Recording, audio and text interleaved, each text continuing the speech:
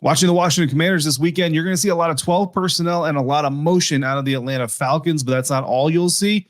That and more coming up right now on today's episode of Locked On Commanders. Your daily podcast on the Washington Commanders, part of the Locked On Podcast Network. Your team every day.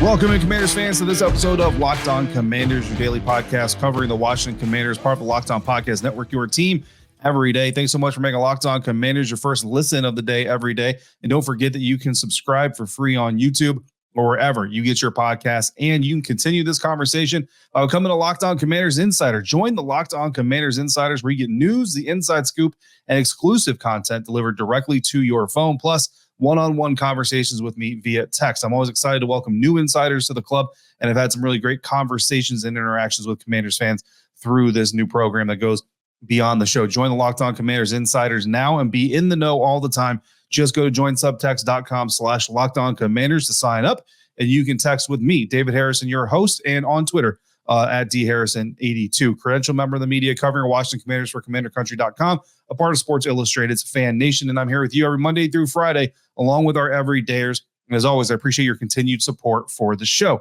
Today's episode of Locked On Commanders brought to you by Prize Picks, the easiest and most exciting way to play daily fantasy sports. Go to prizepicks.com/LockedOnNFL and use the promo code LockedOnNFL, all lowercase, for a first deposit match up to $100. This is a Friday episode. It's dropping a little bit late because I was doing a whole lot of film study on the Atlanta Falcons. I didn't want to rush it. I wanted to get it done right. So I'm dropping this on Saturday to make sure I give you the most thorough work I can give you on this final preview episode of this weekend's matchup between the Commanders and the Atlanta Falcons. I'll give you my three keys to a Washington victory, and we're going to go over the final injury report on both sides of this matchup. But first, we got to talk tendencies, specifically what the Atlanta Falcons offense likes to do in their first 15 plays of the game and inside the red zone. So we know the red zone, obviously super important. It's where you score your points for the most part. And your first 15 plays of the game, usually scripted. That's kind of a deliberate, this is what we want to get established coming into this game. So I wanted to look at both of those times of the game against the Atlanta Falcons. I looked at, and look, the pro scouts, the coaches, they're looking at the last five, they're the entire season. They're looking at last year coaching tendencies. They're looking at all kinds of take because they got a staff. I'm one dude. So I looked at the last two games. Basically, what have you done against me lately if you're playing against the Atlanta Falcons? So the first 15 against the Houston Texans, which the Atlanta Falcons won last week, 21-19 on a game-winning field goal by place kicker Younghoe Koo. First 15 plays of that game that took place in Atlanta, 6 passes, 8 runs, 1 penalty. So that is a 15th play. It was a penalty because they called that play. So I wanted to keep it organic to the first 15 play call script. 3 trick plays in those first 15. 1 trick play on a pass, a double reverse pass that has become all the rage all of a sudden, and 2 runs, a jet sweep by a receiver and a quarterback sweep, which I know quarterback sweeps are more commonplace nowadays. Even jet sweeps are more commonplace nowadays, but still kind of considered trick plays for these purposes. They were in 12 personnel 7 times, 11 personnel 6 times, 10 personnel 2 times. And again, 11 personnel, 1 running back, 1 tight end, 12 personnel, 1 running back, 2 tight ends, 10 personnel, 1 running back, no tight end. So for the most part, 12 personnel, which matches their tendencies for the season. Now, they motioned into 22 personnel 3 times, 21 personnel twice, 12 personnel twice, and 13 personnel 1 time. Unfortunately, that 13 personnel snap, or wasn't even snap, that 13 personnel play calls where they got the offsides penalty. So I didn't get to see what play they run out of there for your first 15. I was really excited for that, but unfortunately, one of the Texans defenders decided to get a head start. 8 of the first 15 plays called last week against Houston shifted from one personnel grouping to another. So not just using motion, but literally shifting your entire formation. And they always got bigger, always got more condensed. So they're looking to run with more beef, and they're looking to protect Desmond Ridder as much as possible. They used motion of some sort on all 15 of their first 15 plays last weekend. 8 of 8 runs. So they ran the ball 8 times again, right? 8 of those 8, all of those 8 were outside zone runs or sweeps, including a quarterback sweep for a touchdown and a jet sweep with Scotty Miller, who I'm very familiar with from his time with the Tampa Bay Buccaneers. 4 of the 6 times they passed, they used play action, which is something we saw a lot from the Chicago Bears. Desmond Ridder targeted flat breaking routes on each of his first 5 pass attempts in that game last weekend. So when I say flat breaking routes, I'm talking about flats, obviously, I'm talking about screens. I'm talking about stop routes, even though they're not really a break. You're kind of just stopping in place. Outs, ins, digs, drags, basically anything running horizontal to the line of scrimmage versus vertical in those first 15. All of those passes in the first 15 were for Desmond Ridder were flat breaking routes, horizontal breaking routes. Desmond Ridder threw 5 of those 6 passes. Again, there was a double receiver pass in there as well off of a double reverse. So that was Houston's tendencies. Against the Jacksonville Jaguars the week before, Atlanta lost that game 23-7 in the first 15 plays, 6 passes, 8 runs, 1 penalty. Sound familiar? It should. It's the exact same split from last week. So the last 2 weeks, they have passed the ball 6 times, run the ball 8 times, and drawn an offsides penalty on 1 play in the first 15, both games. So coincidence? Probably not. They used 10 personnel against Jacksonville, though, 5 times. So 10 personnel was actually used the least against the Houston Texans. 10 personnel was used the most against the Jacksonville Jaguars. 11 twice, 12 twice, 21 personnel twice, 22 personnel twice, and then they went empty as well in there. They used motion on 12 of the 15 plays. So again, they like to use motion. 5 of the 6 runs were outside zone runs or sweeps again. 3 of the 8 pass plays used play action. 7 of the 8 were stop routes or horizontal routes. There was 1 vertical route that Desmond Ridder threw in the first 15 plays against the Jacksonville Jaguars, and he was late on it. And honestly, he fixated on it. There wasn't a progression. He was fixated on it. He was late on it. And Drake London on the route had inside leverage against his defensive back. Now, granted, with the route that he was running, you want him to get outside leverage, but he had inside leverage. The DB won the outside leverage. So as a quarterback, you want to throw it ahead of him because he's ahead of the defensive back, and throw it inside.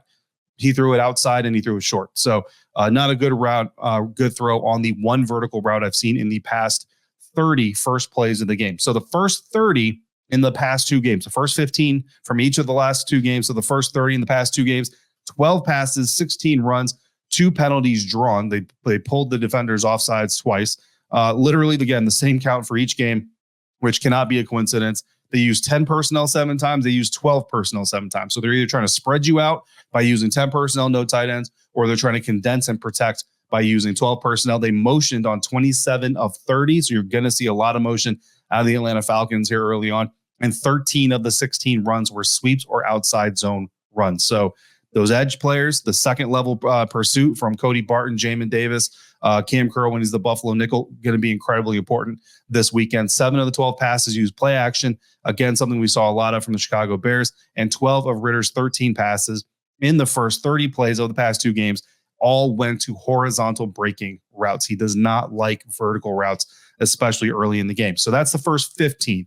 What about the red zone? Arguably more important, potentially setting the tone in the first 15 is important, but so is winning in the red zone. That's coming up next on today's episode of Locked On Commanders, part of the Locked On Podcast Network, your team every day. Today's episode of Locked On Commanders brought to you by Jace Medical, who believes that everyone should be empowered to care for themselves and their loved ones during the unexpected. That's why Jace Medical offers the Jace Case. The Jace Case provides you 5 life-saving antibiotics for emergency use and gives you peace of mind, so you're not just hoping you have access to medication in an emergency. Jace Medical makes sure that you have that medication you might need in hand, and Jace Medical is simple. They handle everything from the online evaluation to licensed pharmacy medication delivery and ongoing consultation and care. So don't get caught unprepared. In today's world, you got pandemics, you got weather, you got travel delays.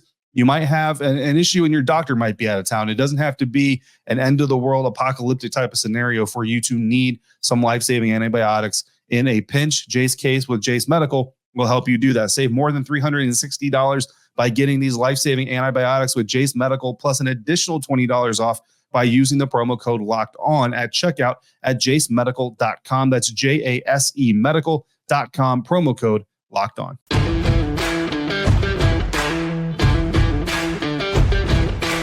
Thanks again for making Locked On Commanders your first listen or view today and every day at Everydayers. As always, I greatly appreciate you for coming through on a consistent basis like you do. Football season is here, and Locked On is kicking up our coverage with Locked On NFL Kickoff Live. Every Friday, Locked On goes live at 2 p.m. Eastern on every Locked On NFL YouTube channel, and your hosts are breaking down every game on the NFL schedule to get you ready for your team's matchup, your fantasy lineups, your betting angles, and more. Plus, get the in-depth local analysis from our stable of NFL hosts across the country who know these teams better than anyone else. Find Locked On NFL Kickoff live every Friday at 2 p.m. Eastern on any Locked On NFL YouTube channel. So if you missed this weekend's, you can go check out what those folks think about the Atlanta Falcons Washington Commanders game. If you want to know what I thought about the game with Locked On Falcons host Aaron Freeman, crossover Thursday, our previous episode to this one. Now let's take a look at the Atlanta Falcons red zone offense from what I saw again last 2 weeks against the Jacksonville Jaguars. Going back 2 weeks ago, week 4, the Atlanta Falcons had 2 red zone possessions against Jacksonville. On their first possession, it didn't come until 12 minutes 26 seconds in the third quarter. That's how long it took for the Atlanta Falcons to get into the red zone against the Jaguars. On 1st and 10 from the Jaguars 16, Bijan Robinson ran for just 1 yard. On 2nd and 9 from the 15, an incomplete pass from Desmond Ridder intended for a running back Tyler Algier. And then on 3rd and 9 from the 15, Desmond Ridder connected with Drake London for a 15-yard touchdown pass. Interestingly, that pass coming on a fade route, which is a vertical route. First down, the Falcons came out in 12 personnel, used a counter to the left side with a pulling center. 2nd down, 11 personnel. The running back lined up behind the quarterback. They used motion, and an incomplete pass was the result. 3rd down, again, 11 personnel. Running back was lined up to the right of Desmond Ridder. They used motion again. A single read back shoulder fade to Desmond or to Drake London for that matter, for the touchdown. So some interesting stuff there. Red zone possession number 2 came with 7:26 left in the fourth quarter, resulted in a turnover on downs because they were down so much they had to go for it on 4th. 1st and 10 from the 13. Tyler Algier ran for -5 yards to the Jacksonville 18. At the Jacksonville 18, 2nd and 15, incomplete pass to Michael Pruitt. 3rd and 15, Desmond Ridder found Jonnu Smith, the tight end, for a 12-yard gain to the Jacksonville 6 before falling incomplete on 4th down, intended for Drake London on another fade route. So again, late vertical routes in the downs coming from the Atlanta Falcons. First down, 12 personnel with a reduced split. 2nd down, 12 personnel with a strong side reduced split. Reduced means the receivers or the tight ends lined up on that side are not all the way outside or by the numbers or outside the hashes. They're more closer to being in line than normal. 3rd down, 12 personnel with 2 tight ends lined up on the left, used motion on 2nd and 3rd and 4th downs. 4th down, 11 personnel with the running back lined up behind the quarterback, a boot to the right side on that play. So personnel usage against the Jacksonville Jaguars in the red zone, 12 personnel was used 4 times, 11 personnel used 3 times. So when they reduced down there, again, sticking in 12 for the most part, 5 passes, 2 runs, which is a little bit interesting when you think about the Atlanta Falcons roster. You would expect more runs, I think, than passes, but they passed 5 times, ran 2nd times. On 1st down against the Jacksonville Jaguars in the red zone, they used 12 personnel twice. They ran both times on 1st down. Both used tight formations. On 2nd down, they used 11 and 12 personnel. They threw the ball both times. 3rd downs, 11 and 12 personnel. Again, they threw the ball both times. 4th down, 11 personnel. They passed the ball off of the boot. So more 11 personnel once you get into the red zone from the Falcons, more passes than I think you would expect against the Jacksonville Jaguars. Against Houston in week 5, they had 4 possessions. 3 of them were functional possessions. That 4th possession, they took knees on the ball once they got into the red zone to set up the game-winning field goal. Not sure I love that strategy, but it is what it is. They got the win, so that's all that matters to them. So really, we looked at 3 functional possessions here, right? Red zone possession number 1 came with 6:53 left in the first quarter. So early on in the game, 1st and goal from the 7, Desmond Ridder took a quarterback sweep to the left side for a touchdown. So that's the only play we had from that red zone possession. 12 personnel on that play, 2 tight ends lined up to the right. They used motion, a play action handoff actually before they hit the sweep to the left side. So you see motion, play action, heavy set, 12 personnel, all kind of trademarks of the Atlanta Falcons offense that you'd expect to see. Red zone possession number 2, 12:57 in the fourth quarter. So from early in the game all the way to 12:57 in the fourth quarter, that's how long it took for the Falcons to get back in the red zone. 1st and goal from the 5. Kadarrell Hodge was lined up in Wildcat. Wide receiver Kadarrell Hodge lined up in Wildcat, fumbled the Wildcat snap, recovered it, took it to the Houston 9, or recovered it at the 9, took it to the Houston 6, so a loss of 1 on the play. 2nd and goal from the 6, Desmond Ridder found Bijan Robinson for a 6-yard touchdown on a middle screen where Bijan had to do a lot of work, but they made it work, and he got into the end zone. 1st down, 21 personnel in a Wildcat bunched formation. 2nd down, 11 personnel using motion and a middle screen. That middle screen is going to come back here in just a little bit. Red zone possession number 3, 7 minutes, 44 seconds left in the fourth quarter. Atlanta still trailing. 1st and 10 from the Houston 13. Tyler Algier gets the carry to the Houston 14 for -1 yards. 2nd and 11 from the 14, incomplete pass to Kyle Pitts. 3rd and 11 from the 14, incomplete to Drake London. They take a field goal, which ties the game. They eventually come back for a game-winning field goal. 1st down, 11 personnel. used motion. Second down, 12 personnel, they were reduced. So again, kind of in closer and targeted a flat route. Third down, 12 personnel, targeted a fade. Again, a vertical breaking route on that third down in the red zone. Overall, against the Houston Texans in the red zone, Atlanta used 12 personnel 3 times, 11 personnel twice, 21 personnel once, 3 passes, 3 runs. On first down, they used 12, 21, and 11 personnel. They ran all 3 times on first downs, including a quarterback sweep and a wildcat. Second downs, they used 11 and 12 once each, and they passed both times. Third downs, 12 personnel, a pass, a vertical pass on that third down. No fourth downs against the Houston Texans. 2 game totals. The last 2 games of red zone offense, the Atlanta Falcons have used 12 personnel 7 times, 11 personnel 5 times, 21 personnel once. They passed the ball 8 times, ran the ball 5 times, which again, to me, is kind of anti what their tendency, what their roster says is their strength, but it is what it is. First downs, they used 12 personnel 3 times, more than any other personnel. All 5 of their red zone first downs the last 2 weeks have been runs. 2 coming from tight formations, 2 coming on trick plays. That, again, not a coincidence in my eyes. Second down, they used 11 and 12 twice each. All 4 times they passed the ball. Third downs, 12 personnel twice, 11 personnel once. All 3 times there were passes. All 3 times on third downs in the red zone, Desmond Ridder targeted vertical pass routes, and it was his first read. Did not come off his progression, did not come off his first read, threw the vertical route all 3 times, third downs in the red zone the last 2 weeks. That, to me, is a big tendency. And then fourth down, they only did it once. It was 11 personnel. It was a pass off of play action boot, and it was a vertical route. So again, Desmond Ridder doesn't like the vertical routes, especially early on. But when they get into their third down red zone scenarios, fourth down red zone scenarios, he's looking for Drake London on the fades and on those verticals. So what do the tendencies say? Well, they tell me that this weekend, Washington's going to see more runs than passes to start the game. But Atlanta's going to be fairly balanced using play action. After trying to establish the run, they're going to try to draw off defenders off sides, including or inside the 15 of each of the last 2 games. So the Washington Commanders defensive line has to be snap disciplined against cadence changes. Don't get sucked into the early patterns because they will try to make you pay for it. Both those offsides penalties came around the 12-13 play mark of the 15th play. So this is by design. Vertical routes are mostly coming on third downs. Lots of outside zone runs. 79% of their runs so far this season have been outside zone runs, first in the National Football League, and sweeps included in that, along with quarterback sweeps.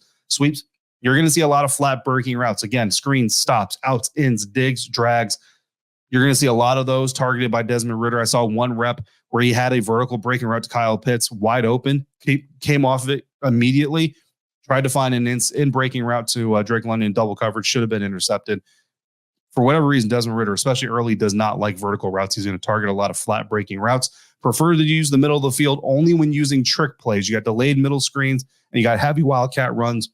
That's when the Falcons offense likes to use the middle of the field. For the most part, outside of that, when they're running, they like to run to the left or that right outside part of the formation. Heavy 12 personnel usage. They spend 71% of the time in shotgun, and that makes containing during pass rush even more important. If you're Chase Young, if you're Montez Sweat, you got to get upfield, keep Desmond Ridder in the pocket. If you make that inside move, he's going to have space and time back there to potentially burn you around the outside. 60% of the time they're using motion, which challenges your defensive discipline and communication. And in the red zone, you're getting runs on first downs and passes, mostly on second and third. And for whatever reason, they really like to run the counter in the red zone on that first down. Defensively, the Washington Commanders offense, you're going to see a lot of 3-3-5 personnel usage. Right now, going about 40% of the time. Could mean more advantageous matchups for receivers and tight ends against 3 linebacker looks.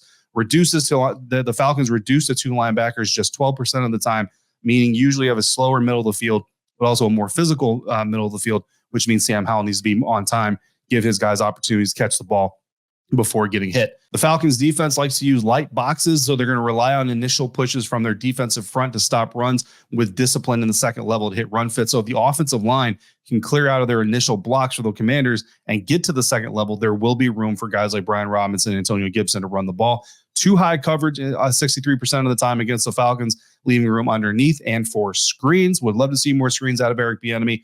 The Falcons use a 4-man rush 68% of the time, with blitzes 24% of the time, which is very similar to Washington's own defense. So you should have a lot of practice against this, but the Falcons use more 3-down linemen where Washington uses 4-down linemen, which means that typically there's a 4-man rush. There's someone coming from somewhere on the defensive formation is going to be absolutely critical for Nick Gates and Sam Howell to identify where that fourth rusher is coming from and communicate that to the protection on the offensive line in pre-snap reads on every play. So those are our tendencies from the Atlanta Falcons. A lot of information. How do the Washington Commanders counter those tendencies? My keys to victory coming up next on today's episode of Locked On Commanders, part of Locked On Podcast Network, your team every day. And today's episode brought to you by Prize Picks, the largest independently owned daily fantasy sports platform in North America. They are the easiest and most exciting way to play daily fantasy sports because it's just you against the numbers. Instead of battling thousands of other players, including pros and sharks, you pick more than or less than on 2 to 6 player stat projections and watch the winnings roll in. Prize Picks is really simple to play. I can make my picks and submit my entry in less than 60 seconds, and they offer quick withdrawals, easy gameplay, and an enormous selection of players and stat types are what making Prize Picks the #1 daily fantasy sports app out there. Prize Picks offers weekly promotions that can lead to big payouts like Taco Tuesday, where they take one player and they discount that player by 25% to give you even more value, up to 25% to give you even more value. Prize Picks also offers Apple Pay to give you quick and easy deposits into your account all season long. This week, I'm going with Buccaneers receiver Mike Evans to have more than 60.5 yards receiving against the Detroit Lions, Zach Wilson to have less than 195.5 passing yards against Philadelphia Eagles, and running back Travis Etienne to have more than 0.5 total touchdowns this weekend. Go to prizepicks.com/LockedOnNFL. Use the promo code LockedOnNFL for a first deposit match up to $100. Again, that's prizepicks.com/LockedOnNFL. Use the code LockedOnNFL for a first deposit match up to $100. Prize Picks, daily fantasy sports made easy.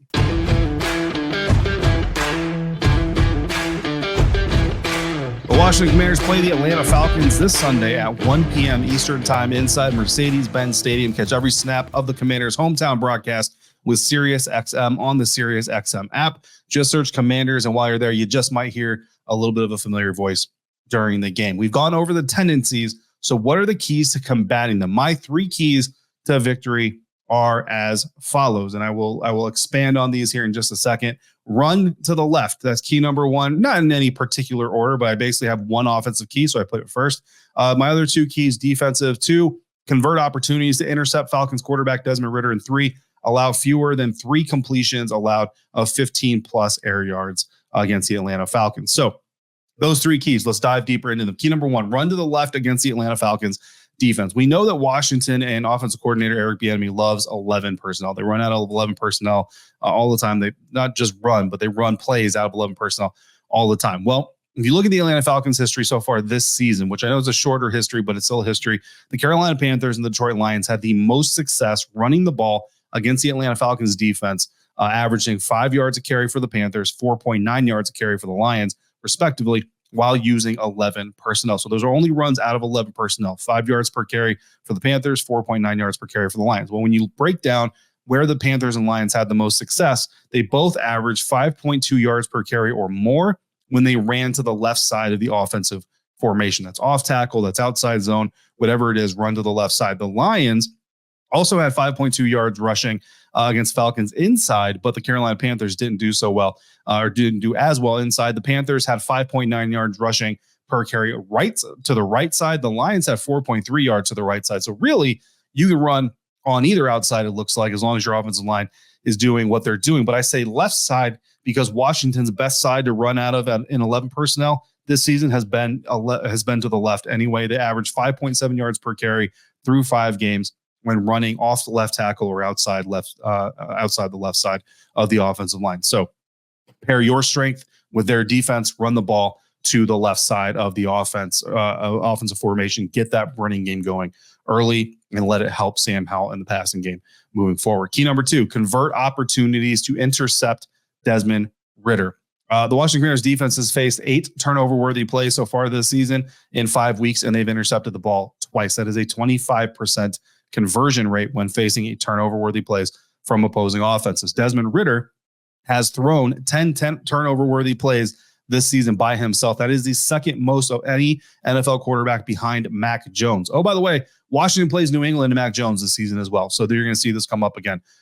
Those have only resulted in 3 interceptions. Now, that's still a 30% conversion rate, which is higher than what the Commanders' defense is playing at. But in the games where Desmond Ridder has been picked off, they have a minus 15 scoring margin.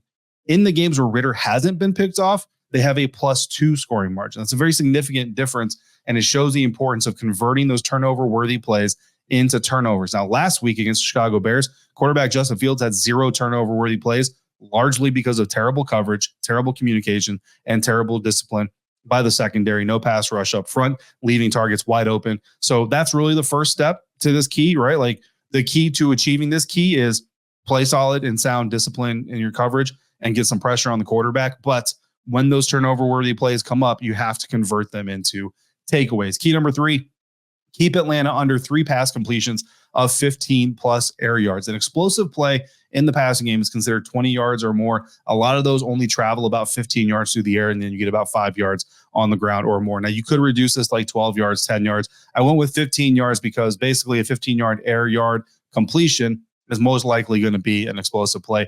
Teams have thrown passes against the Commanders secondary this season, traveling 15 or more air yards 36 times this season. They've completed 18 of those, which is 3.6 per game on average, and 50% completion rate. And they've gotten 600 yards, which is 33.3 yards per completion of passes traveling 15 or more yards through the air. And they've also thrown 6 touchdowns, which is a 1.7% touchdown ratio, which is not, for the season, you would love to see your quarterback over the 2% mark. 1.7 is almost 2% on deep shots alone.